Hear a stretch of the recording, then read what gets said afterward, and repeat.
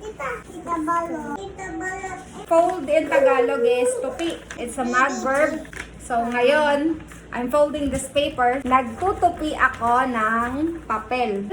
Kasi gagawa, do or make ng airplane, eroplano. Tita balot. Actually, hindi ako marunong. Wait lang. Ganito ba yung airplane? Tama ba to?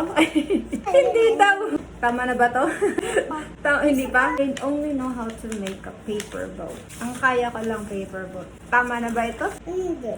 Ganito ba yung airplane? Tama ba to? Tama na ba to?